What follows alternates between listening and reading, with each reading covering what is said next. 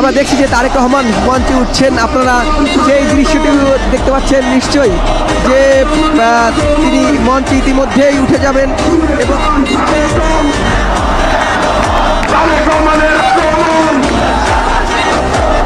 তারেক রহমান কিন্তু মঞ্চে উঠে গিয়েছেন ইতিমধ্যেই। তিনি দেখছেন, তিনি যারা মঞ্চে তাকে অভ্যর্থনা জানানোর জন্য অপেক্ষায় ছিলেন তারা করমর্দন করছেন, তার সাথে তারা সালাম বিনিময় করছেন এবং তারেক রহমান হাত নাড়িয়ে অভিনন্দন জানাচ্ছেন।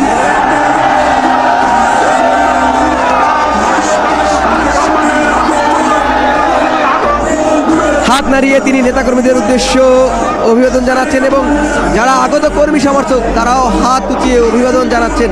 আপনারা দেখছেন এখন টিভির ক্যামেরায় যে হাত নাড়িয়ে তারেক রহমান নেতাকর্মীদের উদ্দেশ্যে অভিবাদন জানাচ্ছে এবং নেতাকর্মীদের উচ্ছ্বাস তারেক রহমানকে ঘিরে সেটি আমরা দেখতে পাচ্ছি এবং এখানে স্লোগান দেওয়া হচ্ছে।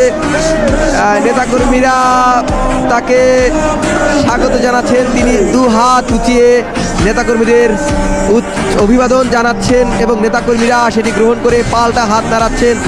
অর্থাৎ এই 1.5 যুগ পরে নেতা এবং কর্মীদের মধ্যে যে দূরত্ব ছিল তার অবসান ঘটল।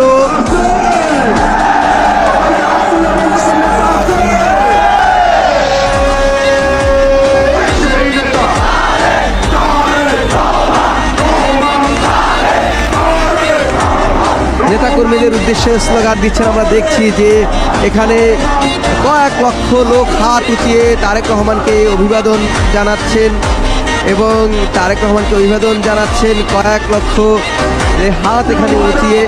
একটি ঐতিহাসিক মুহূর্ত চলে বাংলাদেশের।